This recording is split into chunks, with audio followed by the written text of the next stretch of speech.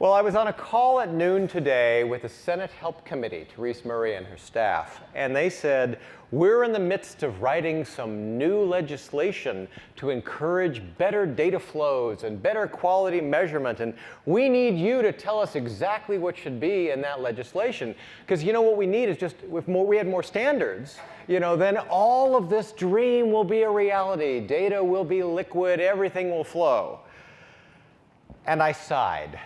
Because as I think all of us know, and I'm looking at this group, you're a very senior group, and I recognize many faces who've been on this journey, that having the best standards isn't really sufficient for accomplishing most any of our business goals. It's necessary.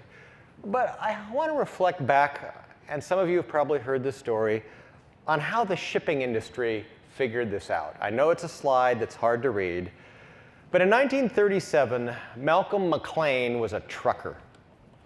And Malcolm drove the docks. And what did he see? He saw a bunch of longshoremen with a bunch of nets and a bunch of ships. And every single dock was different, and every single ship was different. And the process was always slow. And the trucks would line up, and they would have to wait for the longshoremen to offload all of the gear and put it in those nets and put it on the ship, and it didn't fit very well. And they didn't make a lot of money because there wasn't a lot that could be shipped per boat.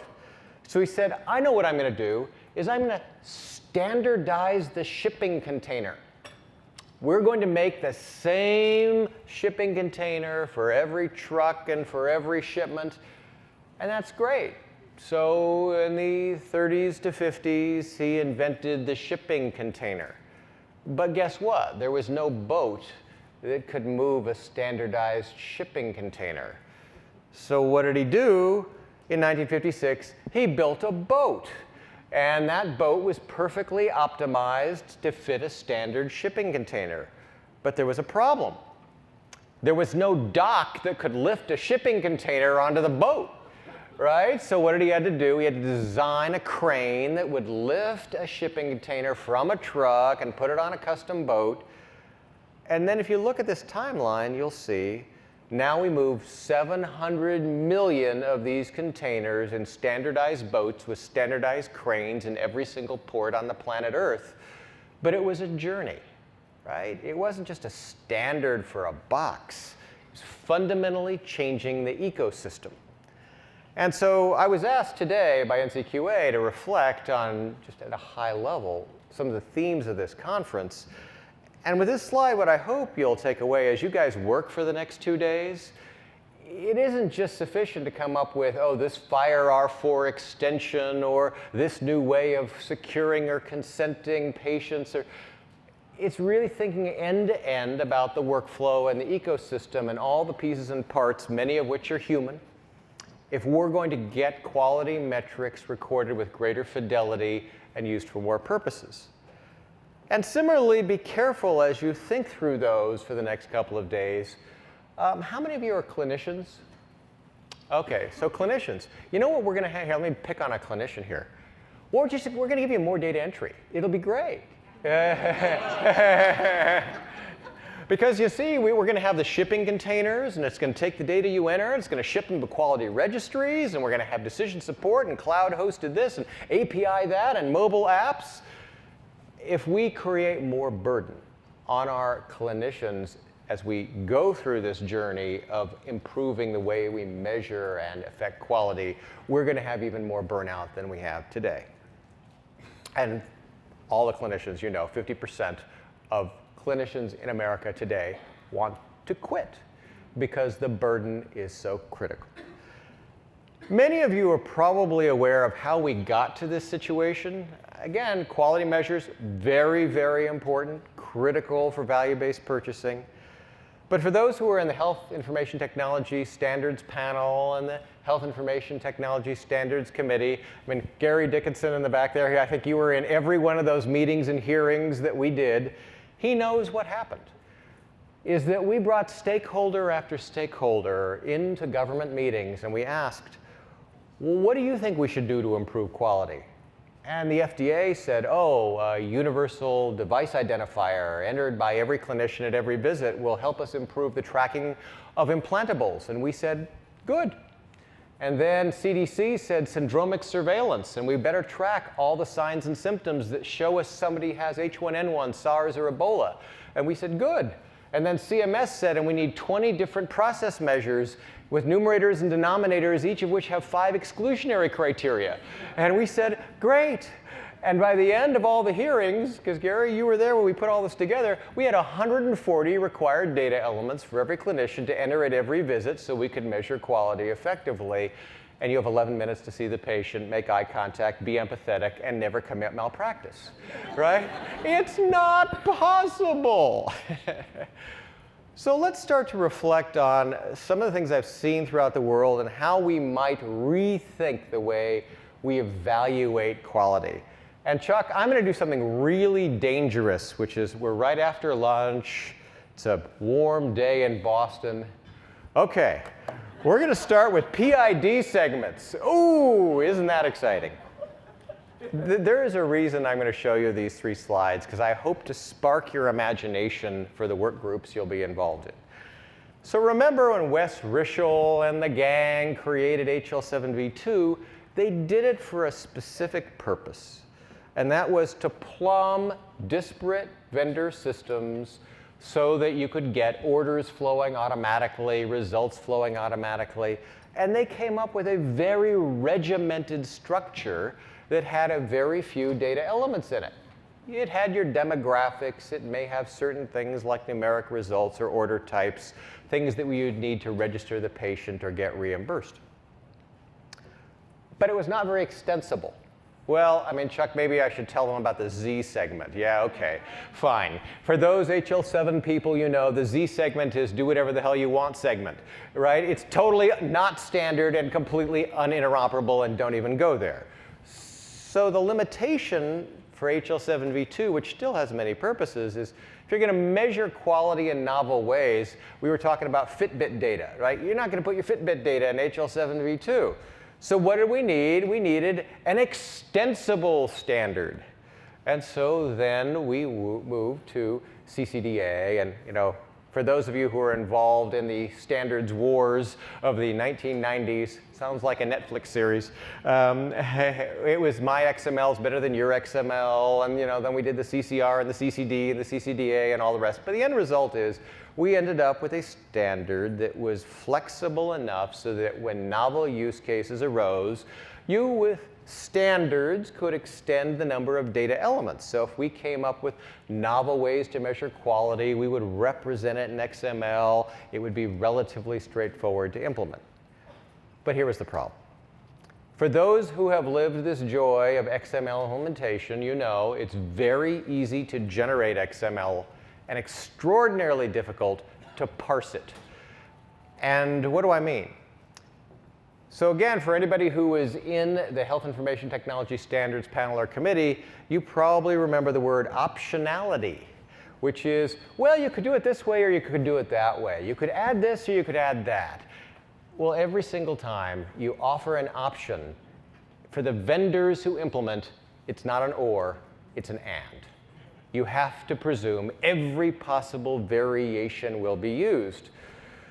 So what you ended up with was XML constructs so complicated that standard industry tools like XML Spy couldn't even load them, right? So it became very challenging to predict what you'd get.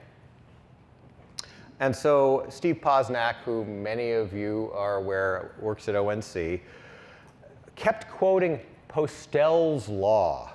He said, you know how email was standardized? Be very strict about what you send, but accept any slop you receive, and that will make email flow. Well, that's kind of what happened with the XML. We told every vendor, be regimented, but what we ended up with was accepting a lot of slop. And this is how bad it got. I'm just as guilty as the next guy. We sent a few months ago a 900-page CCD to a primary care physician that described every vital sign measured on an ICU patient Q5 minutes for 3 weeks. And it was standards compliant, not very useful. So as Chuck said, if this had too much ambiguity and optionality, what next?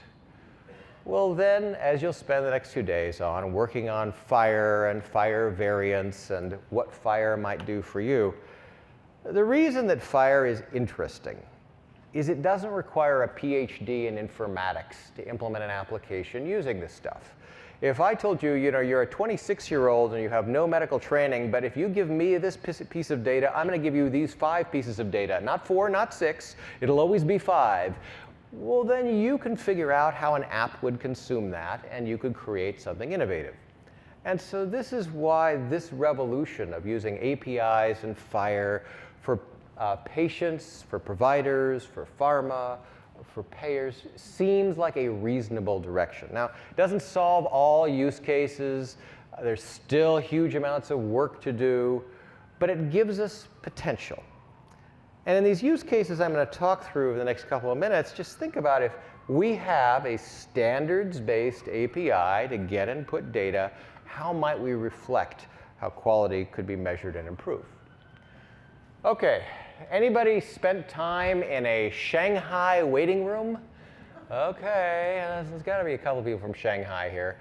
Now, lest you think that this is an epidemic, some kind of natural disaster. No, this is a Tuesday at 7:30 in Huashan Hospital in Shanghai.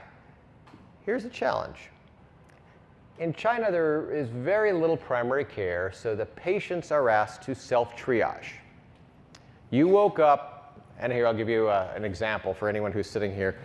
So you see that spot? You see I got a brown spot there? Is that cancer? I don't know. Maybe I should go stand in line with 4,000 other people to see a dermatologist, because at Huashan Hospital, they have 4,000 outpatient derm visits per day. And then, in fact, a person will look at this and say, oh, it's flat, it's homogeneous in shape and color, it's not friable, it hasn't changed in 20 years, it's an age spot, you're okay. But here's a question for you. How do you measure the quality of the care in a situation like that? Well, I would argue that it's, did you get the right patient to the right setting at the right time for the right care with a right outcome?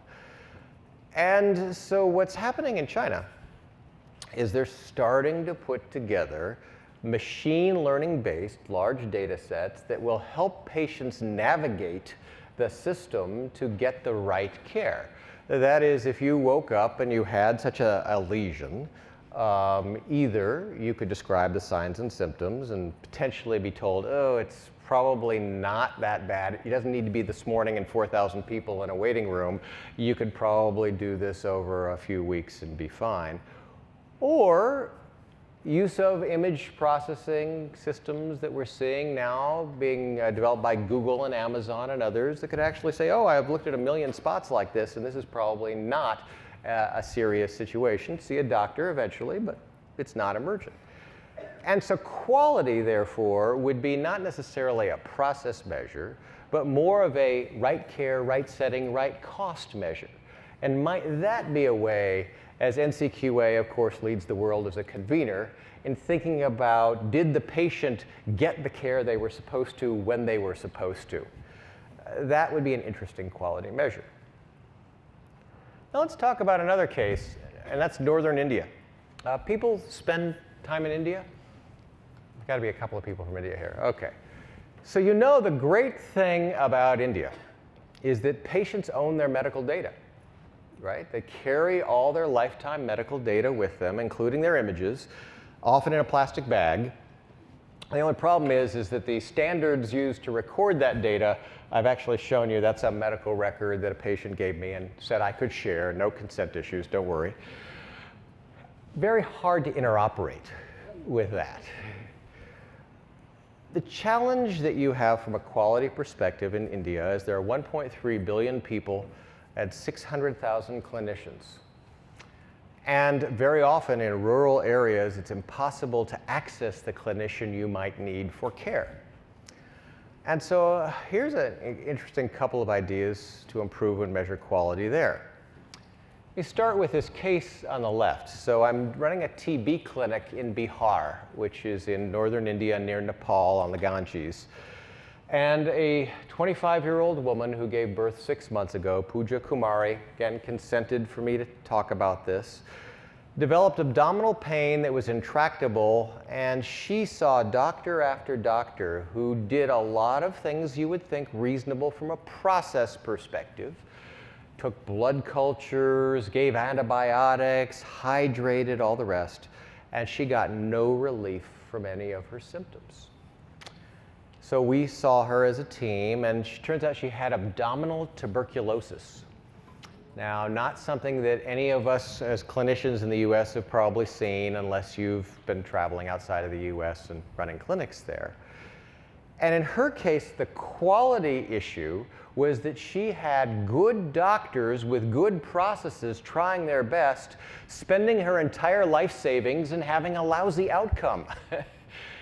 She lost her land, she lost her cow, she lost everything she had, spending it on all these medical processes. And ultimately, she was diagnosed correctly, treated, and today is doing fine. And we ran a GoFundMe and bought her cow back. So it's a good outcome, but a bad process. And how is a quality measurement system going to be able to look at her journey and decide, even though the process measures at every point in time were okay, that the entire journey was not? And the ultimate outcome fine, but the cost too high. One other aspect of this, which would be very similar to the challenge in China, I didn't realize that 60% of all tuberculosis in India is extrapulmonary, right? Because I've only been treating TB in the US. So in fact, a quality IT system would say, oh, when a person with abdominal pain presents in northern India, you better consider tuberculosis as one of the possible alternatives. And again, as we start thinking of what quality means, if you had the decision support systems that were supportive of who are you seeing, where are you seeing them, and when are you seeing them, and helped direct decision making to the right set of differential diagnoses, certainly that would be quality improvement. Norway. Now, one of the things that the Senate Health Committee reflected on in my call at noon was how advanced Norway, Finland, Sweden, Denmark, and a little bit of Iceland. They did say a little bit of Iceland, I guess because it's a small country, I don't know. As compared to so many other societies when it comes to delivering quality care, measuring quality, sharing data, and all the rest. And how do we learn from them? What the Nordics are working on now, and think about this from a quality perspective, is how do you record the genome and biomarkers as part of the medical record and use those in the context of care delivery to ensure the patients are getting the optimal care, not just for people like them, but for them. And here's why this is important. And this is, a personal story. Some of you have heard about, I'm the second human sequenced in the Personal Genome Project, so my genome is fully available to all of you. It's been public domain for 15 years, as is my medical record, my Internet of Things data, my phenotype, my microbiome, my stem cells, it's all public. So if you go to personalgenomes.org, patient 2, and you go look at that data set, what you will see is that I am likely to develop virulent prostate cancer. For all the males in this room, you will have prostate cancer in your 90 years of life, but I will actually have a virulent form that will probably be my cause of death. So this is just probabilistic, what my genome says. Now, I don't have family history of heart disease or stroke, and I've been a vegan for 25 years, so I eat rocks and sticks, right? Nothing that is going to give me cholesterol. Now think about what are our quality metrics today looking at. Well, did you get your cholesterol measured, your LDL, your triglycerides? But don't order a PSA because that is no longer considered quality. But wait a minute, I'm going to die of prostate disease and I have 0 cholesterol and I'm a vegan. So why are you measuring all that other stuff in me? It makes no sense. And so what happened 5 years ago or so, my primary caregiver stopped all cardiac-related measurements of me and is now focused on prostate measurements of me.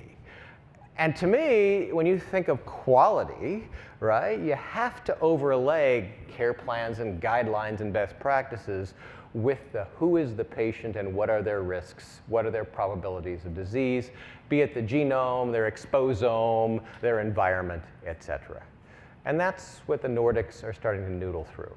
It's hard because especially when we consider privacy, storing large amounts of genomic information, population-level biomarkers, and doing analytics is a security issue. And remember, they're the land of GDPR, right? So those who haven't lived the dream of the general data protection regulations in Europe, you think you got HIPAA fine problems?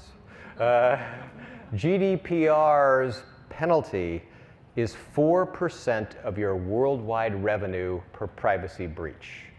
So what does that mean? If Apple has a privacy breach, it's 4% of $1 trillion per breach, right? The Germans came up with this, believe it or not. It's like crazy.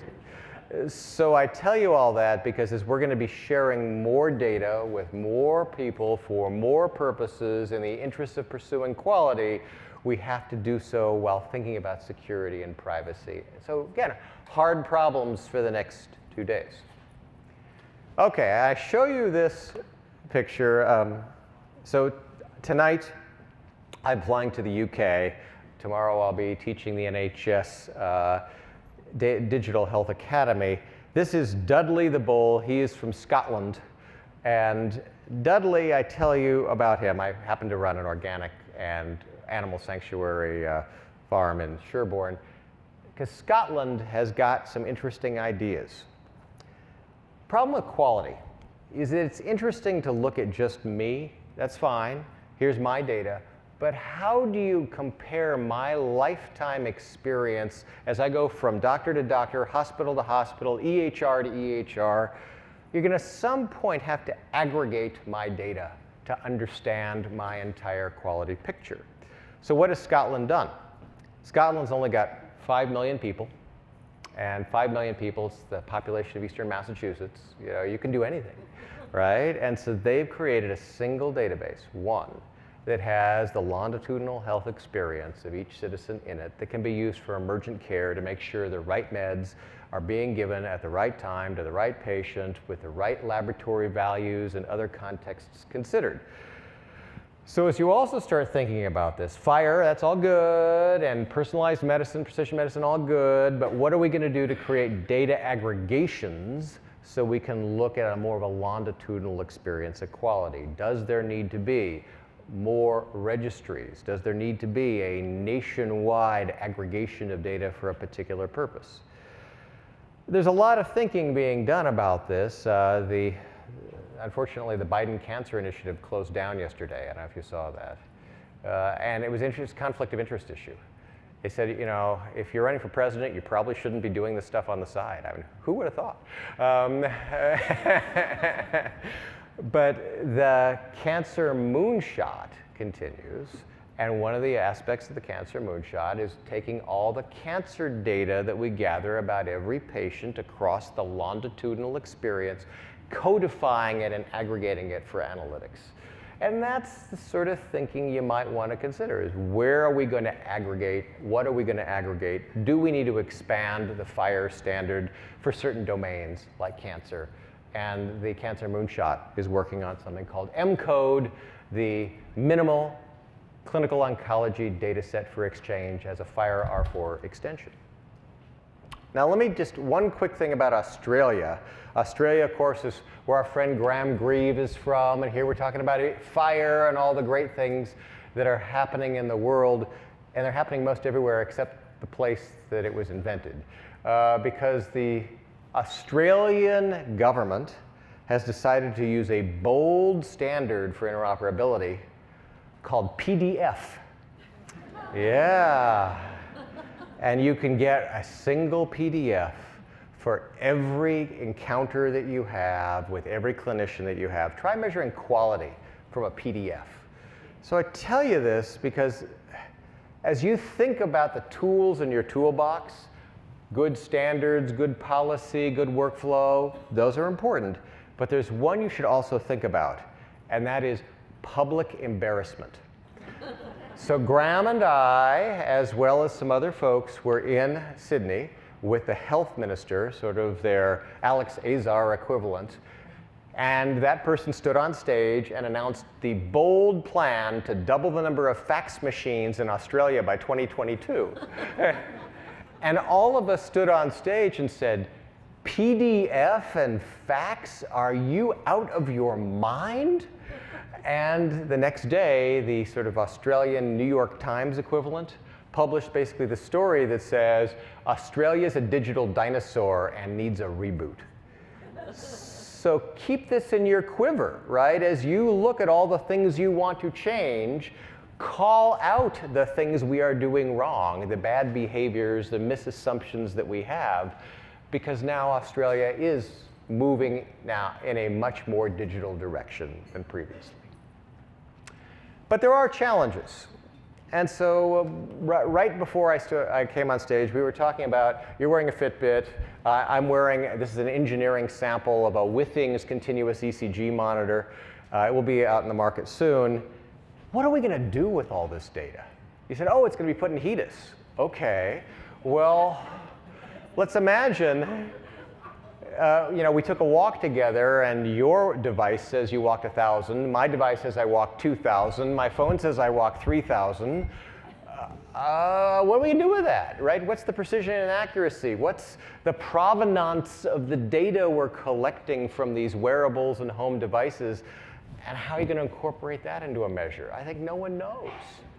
Right? I think you would probably argue that if you had an implanted Medtronic FDA 510K cardiac monitor, oh, maybe that'd be okay to measure quality with. If you have a wearable that is for entertainment purposes only, I don't know. I mean, Apple products are great, but has anyone read the FDA clearance letter on the Apple Watch Series 4? Right? Go read the letter. Basically says this should never ever be used for diagnosis or treatment, right? And so it's fine, I love it that you can measure AFib maybe, but to put it into a quality measure, I mean, that's probably not appropriate. We also are just, unfortunately, overwhelming our clinicians with too much data. Right? When I meet with my clinicians and say, guess what? This is a continuous ECG monitor. I'm now going to be able to send you lead 1 ECGs virtually continuously. It's like, and so if you actually look at here, because I'm recording while I'm on stage here, and let's see what, my heart rate, because this is an exciting group, is, so Michael, you can see it's, we can look at the rhythm strip, it's 73.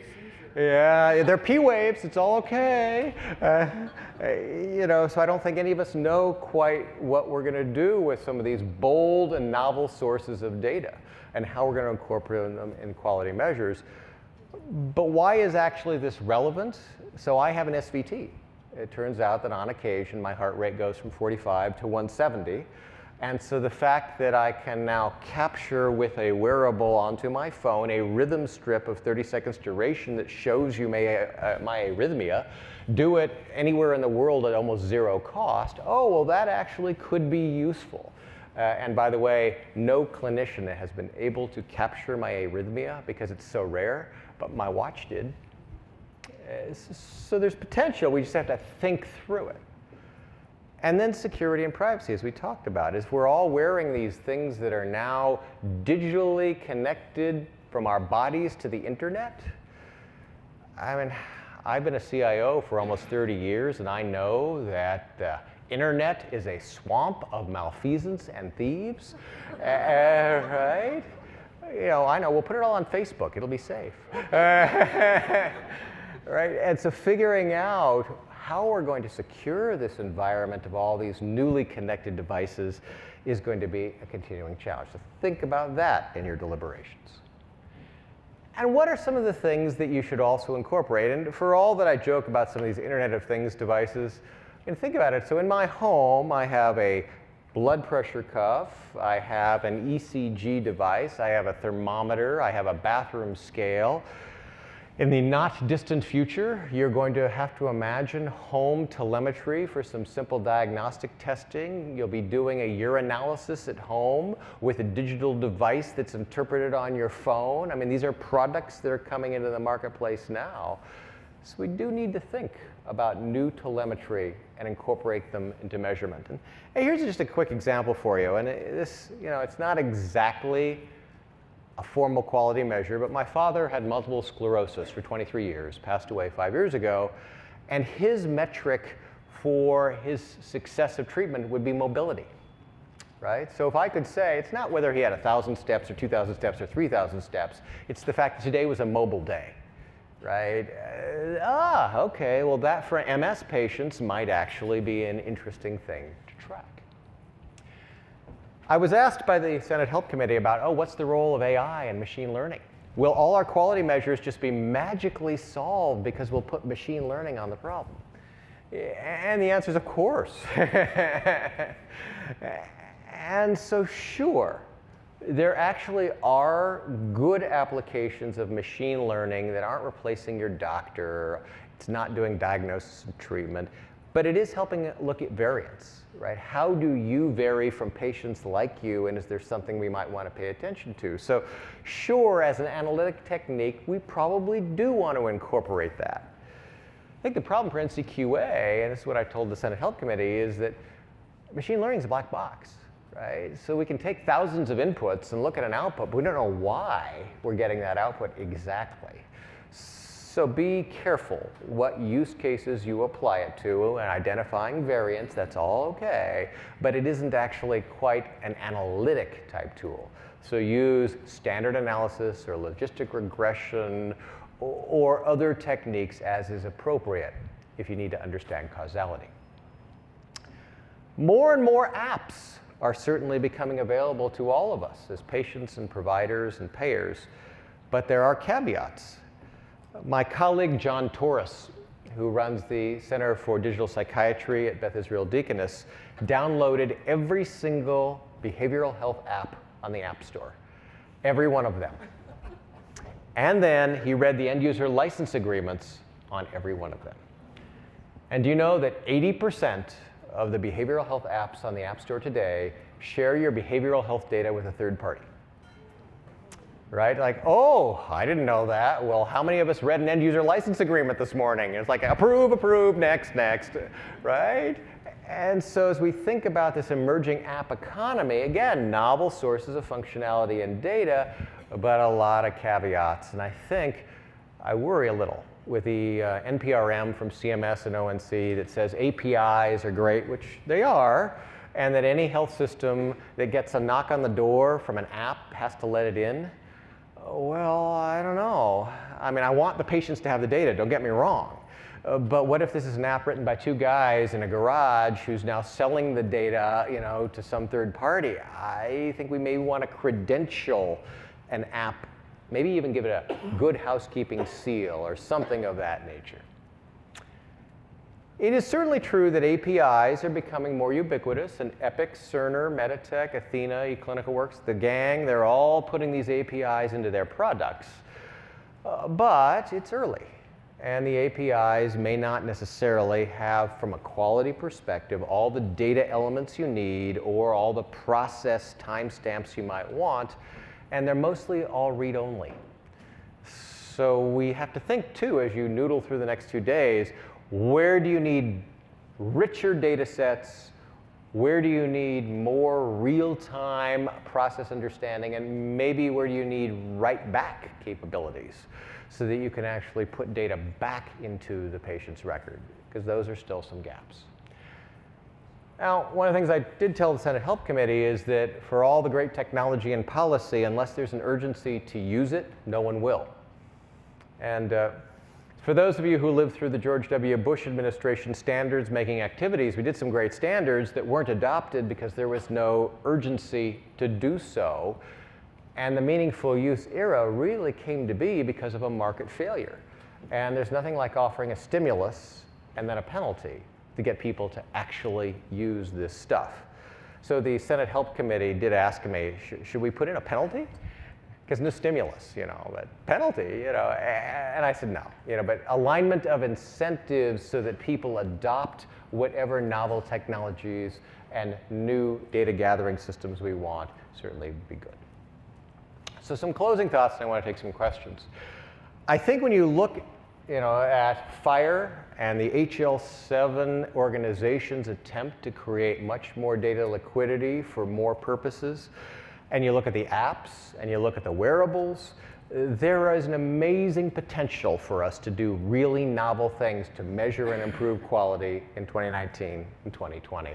And then, of course, you've got the NPRMs, and they are suggesting that we're going to reduce information blocking and API charges, and we're going to really provide a framework where all of the psychiatry problems, right? That is, I don't want to share data with you because I don't like you, or it's too hard, those go away with the NPRM. So government can be a catalyst.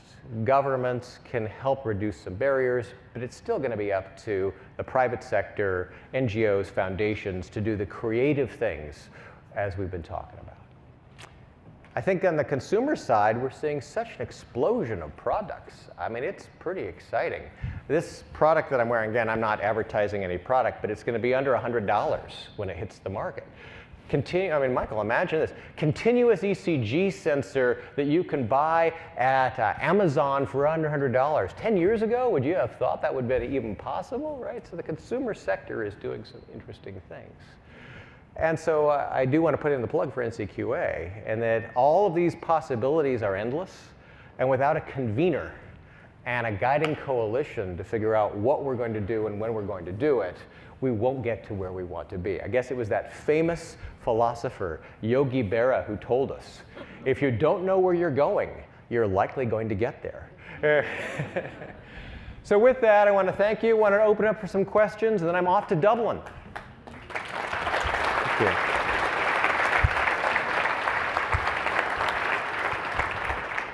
you. Questions? Thoughts? See, he's running off to Dublin too. I knew he would. Oh, come on, there's got to be something.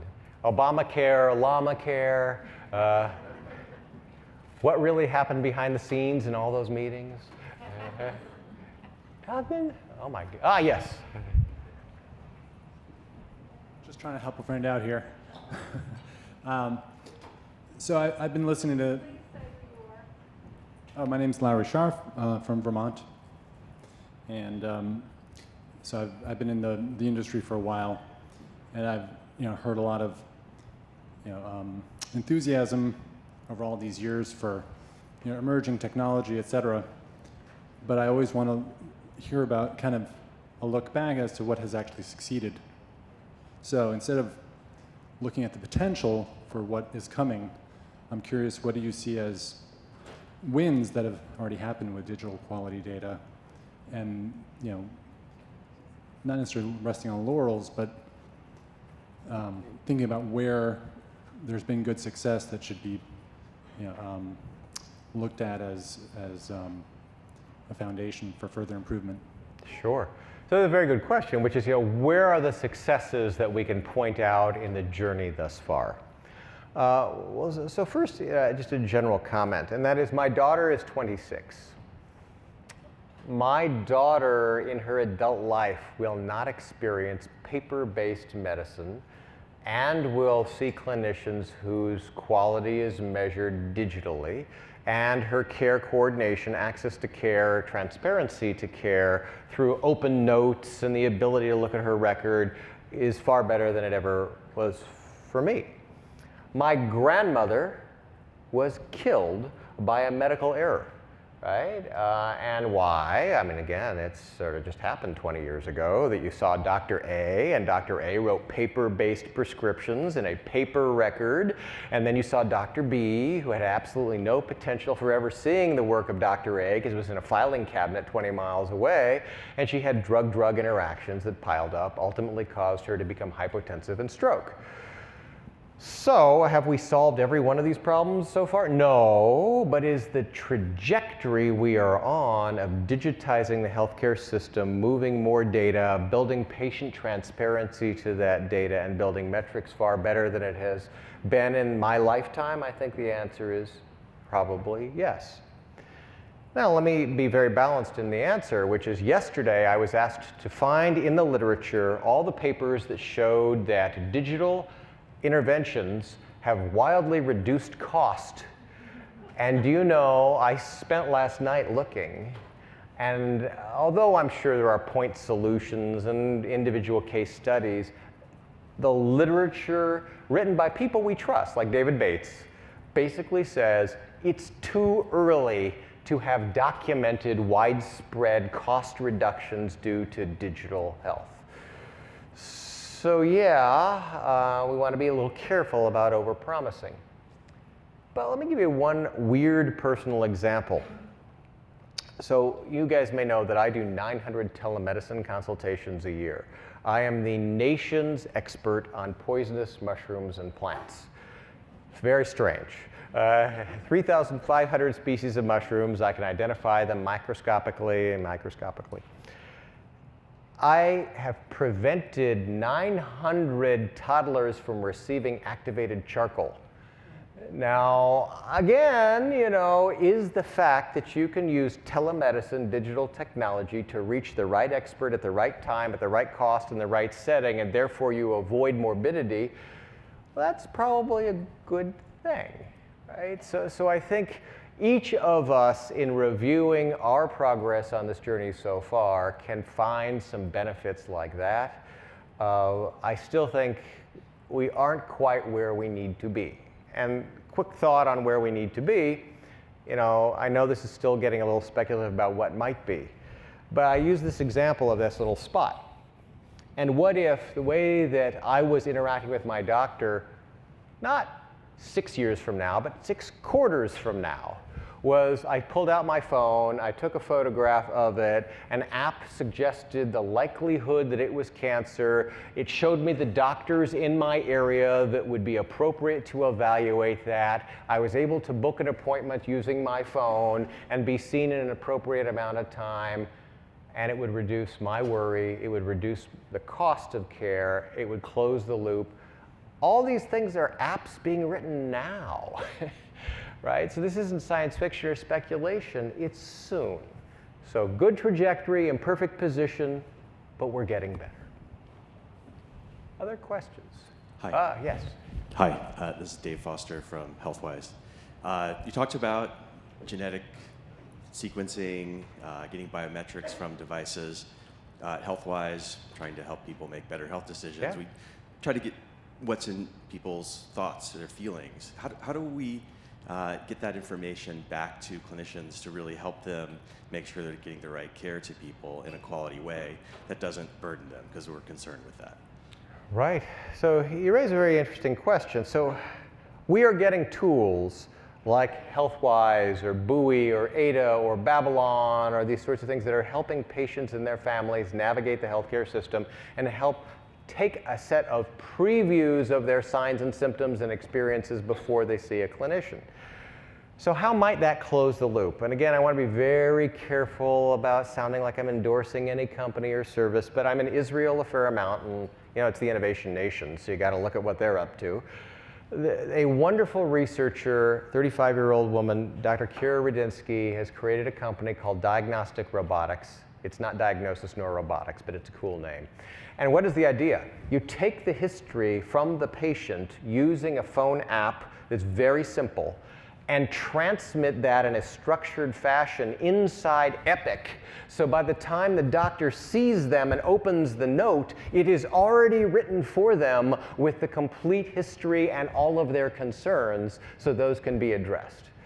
And so that's saving the doctor burden, but it's also closing the loop between the patient and the doctor in a somewhat automated way. So that kind of workflow, I imagine, especially with FHIR becoming bi-directional and FHIR CDS hooks and other things, will get us to where you suggest. Yes, sir. Hi, Dave Grinberg from Imprado. One of the remaining challenges to the aggregation that you're talking about is identity management. Yes. And with the lifting of the HHS ban, or the ban on the HHS funding of those initiatives, do you think the private sector is going to solve that problem, or are there too many incentives for them not to solve that problem? Okay, so he's asked this brilliant question, which is, are we in our lifetime going to have a national health identifier? Will we have a nationwide patient matching strategy? Or will we have what we have today, which is random chance? All right? And so what did I tell the Senate Help Committee? See, you guys are really good, because at noon I said, you know, the 3 things we need to work on are incentives to adopt these emerging technologies, you know, more APIs, and a national patient identifier, and if not a national patient identifier, a nationwide patient matching strategy. So if we look at most societies on this planet, what are they doing? They are issuing you an identifier as you are born that is used to track your healthcare data over time. And that is, of course, about the best way I can think of to track data across multiple EHRs for multiple encounters with multiple clinicians. But if you can't use that for whatever reason, cultural or legal, at least have a strategy like this. We're going to gather biometrics, and biometrics will be used in conjunction with demographics to help us get a better positive predictive value. Because you guys have studied this, I'm sure. If you look at name, gender, date of birth match, even with the best probabilistic algorithms, you're getting between 60 to 80% positive predictive value, i.e. 20% of your matches are wrong, right? So with biometrics, whether it's eye, whether it's fingers, your palm vein geometry, you're going to get into the very high 90s. Or if you don't like that, referential matching. Like, so Michael, was your first car a Toyota? No, it was a Volkswagen.